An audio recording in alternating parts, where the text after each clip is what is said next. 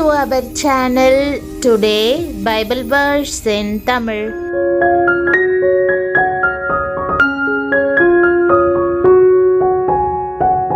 இன்றைய வசனம் சங்கீதம் 84:11. கிறிஸ்துவுக்குள் பிரியமானவர்களே, நம்முடைய ஆண்டவரும் இரட்சகருமான இயேசு கிறிஸ்துவின் வல்லமையுள்ள நாமத்தில் உங்களை வாழ்த்துகிறேன். தேவனாகிய கர்த்தர் சூரியனும் கேடகமுமானவர். கர்த்தர் கிருபையையும் மகிமையையும் அருளுவார். உத்தமமாய் நடக்கிறவர்களுக்கு நன்மையை வழங்காதிரார் என்பதே உங்களுக்கான இன்றைய தேவ வாக்குதத்தம். கர்த்தர் மிகுந்த கிருபையுள்ளவர் மட்டுமல்ல, அவர் உங்களுக்கு கிருபையை அருளுகிறவராகவும் இருக்கிறார்.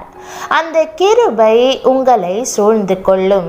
அந்த கிருபை தேவனுடைய மகிமையை உங்களுக்குள் கொண்டு வருகிறது. அந்த கிருபையே கேடகமாய் உங்களை பாதுகாக்கிறது. நான் கிருபை என்ற வார்த்தையை குறித்து அதிகமாய் சிந்திப்பதுண்டு. பல வரைபடங்களில் பரிசுத்தவான்களுடைய தலைக்கு மேலாய் நீல நிறமான ஒளி மிகுந்த அழகிய வட்டம் இருக்கிறதை பார்த்திருக்கிறேன். கிருபை என்றால் அப்படி தெய்வீக ஒளி பொருந்திய நீல நிறமான பெரிய வட்டமாயிருக்கும் என்றும், துதிக்க துதிக்க அந்த நீல வட்டம் அழகாகவும் பெரிதாகவும் மாறும் என்றும் கற்பனை செய்து கொள்ளுவேன். ஒரு மனிதனை விட்டு தேவ கிருபை விலகும் போது அந்த நீல நிறமான பாதுகாப்பின் வளையம் அவனை விட்டு விலகி போய் சத்துருக்கள் அவனை எளிதில் மேற்கொள்ளுவதற்கு வழிவகுப்பதாகவும், அந்த கிருபைக்குள்ளே எப்பொழுதும் பாதுகாப்பாக பொதிந்து கொள்ளப்பட்டவளாய் வாழ வேண்டும் என்றும் எண்ணிக்கொள்ளுவேன். ஆனால் வேதத்தை வாசிக்க வாசிக்க கிருபை என்பது தகுதியில்லாதவர்கள் மேல் கர்த்தர் பாராட்டுகிற தயவு, அன்பு, இரக்கம் என்பதை புரிந்து கொண்டேன். கர்த்தர் உங்கள் மேல் பரிதாபம் கொண்டு கிருபையாய் எல்லா மேன்மைகளையும் கொடுத்திருக்கிறார். நீங்கள் இரட்சிப்பை உங்களுடைய சாதுரியத்தினால் பெற முடியாது. அது கர்த்தருடைய கிருபையின் ஈவு, பரிசுத்த ஆவியின் ஈவு. நித்திய ஜீவனை சுய பிரயாசத்தினால் சுதந்திரித்து கொள்ள முடியாது. அது கர்த்தர் தம்முடைய கல்வாரி அன்பினாலே உங்களுக்கு கொடுத்த கிருபையின் ஈவு. நீங்கள் நிற்கிறதும் அவருடைய கிருபை, நிர்மூலமாகாதிருக்கிறதும் அவருடைய கிருபை.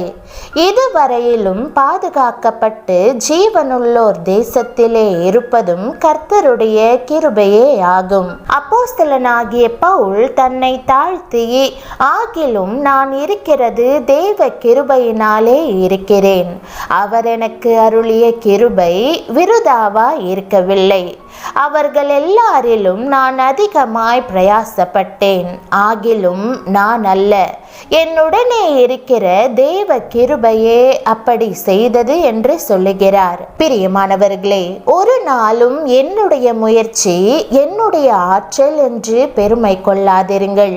என்னுடைய குலம், என் கோத்திரம், என் படிப்பு என்று சொல்லி மேன்மை பாராட்டாதேயுங்கள்.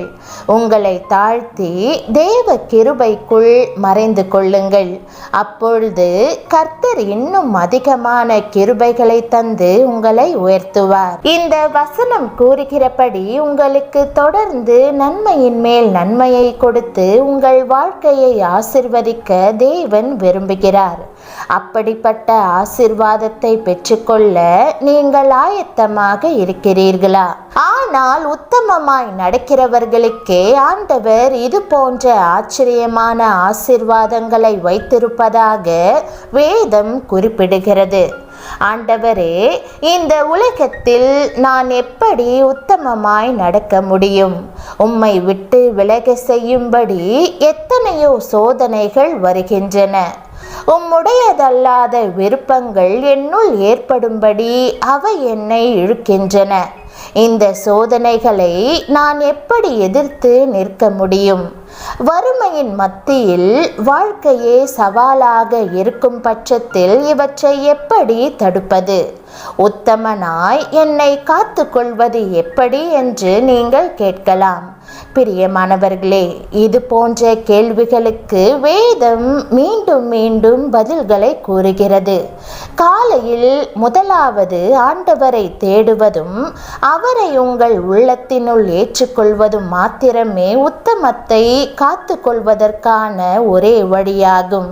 அப்படி செய்வதால் உங்களுக்கு எதிராக வரும் சோதனைகளுக்கு நீங்கள் உங்களை விலக்கி காத்து கொள்ள முடியும்.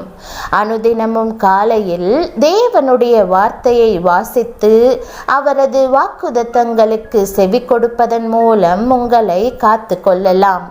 எந்த சோதனையும் உங்களை ஆட்கொள்ளும் முன்னதாக அவர் உங்களுக்கு என்ன வாக்கு கொடுக்கிறார் என்பதற்கு செவி கொடுத்து அந்த வாக்குத்தத்தத்திற்காக, ஆண்டவரே, எனக்கு இருக்கிற எல்லா பிரச்சனைகள் மத்தியிலும் இன்றைக்கு இந்த வாக்குத்தத்தத்தை நிறைவேற்றுவீராக, என்னுடைய எல்லா குறைவுகளின் மத்தியிலும் இந்த வாக்குத்தத்தத்தை நிறைவேற்றும் என்று கூறுங்கள்.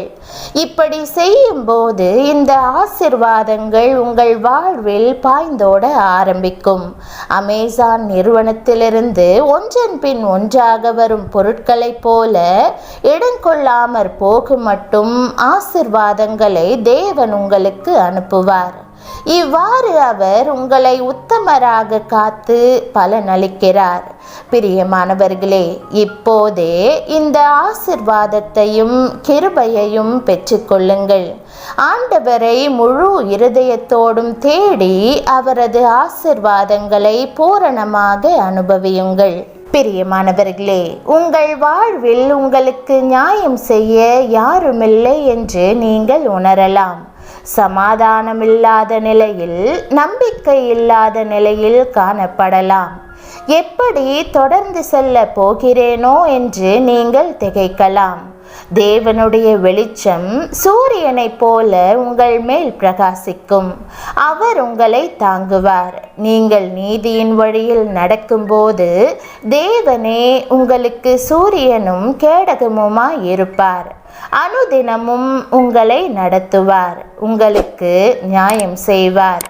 ஆகவே சந்தோஷமாய் இருங்கள். ஜெபம். அன்பின் ஆண்டவரே, எனக்கு நீர் சூரியனும் கேடகமுமாய் இருப்பதற்காக உம்மை ஸ்தோத்தரிக்கிறேன். எனக்கு கிருபையையும் மகிமையையும் நீர் வழங்குவீர் என்ற வாக்குத்தத்தத்தை நான் நம்புகிறேன். என்னை உத்தமமான மனுஷியாக காத்துக்கொள்ள உதவும்படி ஜெபிக்கிறேன். உத்தமமாய் நடக்கிறவர்களுக்கு எந்த நன்மையையும் வழங்காமல் இருக்க மாட்டீர் என்று விசுவாசிக்கிறேன். இன்றைக்கும் என்னை குறை சொல்லுகிறவர்கள் அநேகராய் இருக்கிறார்கள். என் வாழ்வில் சமாதான குறைச்சல் ஏற்பட்டுள்ளது. ஆனாலும் நீர் என்னோடு இருக்கிறீர் என்பதை அறிந்திருக்கிறேன்.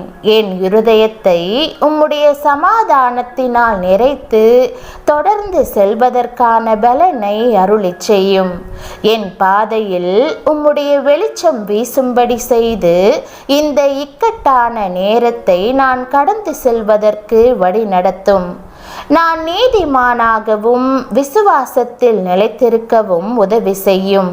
நீர் என்னை தாங்கி என் வாழ்வில் நியாயம் செய்வீர் என்று நம்புகிறேன். உம்மேல் விசுவாசம் வைத்து நீர் அருளும் நம்பிக்கையை பெற்றுக்கொண்டு இயேசுவின் நாமத்தில் ஜெபிக்கிறேன் நல்ல பிதாவே, ஆமேன். தேவனுடைய நாமம் மகிமைப்படுவதாக. ஆமேன்.